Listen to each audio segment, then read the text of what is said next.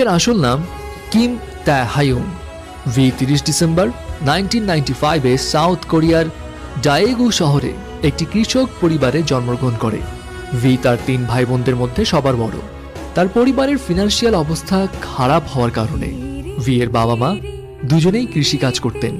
That's why V এর সঙ্গে তাদের খুব বেশি সময় কাটানোর সুযোগ হতো না, এবং ভি কিন্তু এই কারণে ছোটবেলা থেকেই তার দাদির কাছেই বড় হয়েছিল। ভি এক ইন্টারভিউতে জানিয়েছিল তার দাদি তাকে 14 বছর ধরে লালন পালন করেছে এবং তার দাদি তার অনেক কাছের একজন মানুষ ছিলেন। এনিওয়ে, কৃষক পরিবারে বেড়ে ওঠায় ভি এর ছোটবেলায় কোনো বড় স্বপ্ন তো ছিল না। সে খুব ছোট থেকেই ধরেই নিয়েছিল বড় হয়ে সে তার বাবার মতোই কৃষক হবে। বাট ভি এর এই চিন্তা ভাবনা টোটালি পাল্টে যায় যখন ভি তার বাবার ইন্সপিরেশনে স্যাক্সোফোন বাজানো শেখা শুরু করে। আর ব্যাস তখন থেকেই তার ভিতরে মিউজিকের প্রতি আগ্রহের বীজ একটু একটু করে বোনা শুরু হয়।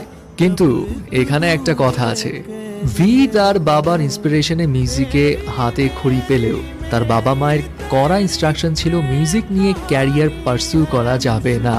তবে ভি যখন ক্লাস 9-এ পড়ে তখন তার লাইফে আসলো আনপ্রেডিক্টেবল একটা টার্নিং পয়েন্ট। ভি যখন 9th গ্রেডে তখন সে তার বন্ধুকে সঙ্গ দেওয়ার জন্য biggest talent agency big hit এন্টারটেইনমেন্টের অডিশনে গিয়েছিল। ভি এর কিন্তু সেখানে অংশগ্রহণ করার কোনো পরিকল্পনাই ছিল না, সে জাস্ট তার ফ্রেন্ডের জন্যই গিয়েছিল। কিন্তু হঠাৎ করে বিগ হিট এন্টারটেইনমেন্টের একজন সদস্য ভি কে ওই শোতে পার্টিসিপেট করতে বলে। ভি অংশগ্রহণও করে। সারপ্রাইজিং বিষয় হচ্ছে, যেই মানুষটার পার্টিসিপেট করার কোনো প্ল্যানই ছিল না সেই মানুষটাই একমাত্র পুরো শহর জুড়ে সিলেক্ট হলো। ব্যাস এরপর আর কি, ভি তার বাসায় তার বাবা মাকে সামহাউ বুঝিয়ে শুনিয়ে ট্রেনিং ক্যাম্পে যাওয়ার জন্য পারমিশন নিল। কিন্তু আমরা তো জানি কে পপ ইন্ডাস্ট্রিতে নিজেকে প্রুভ করতে হলে ট্রেনি পিরিয়ডটা কতটা কঠিন হয়। অ্যান্ড অন্যান্যদের মতো ভিকেও খুব সকালে উঠে দিনে 12 থেকে 15 ঘন্টা প্র্যাকটিস করতে হতো। খাওয়া দাওয়ার স্ট্রিক্ট ডায়েট ফলো করতে হতো।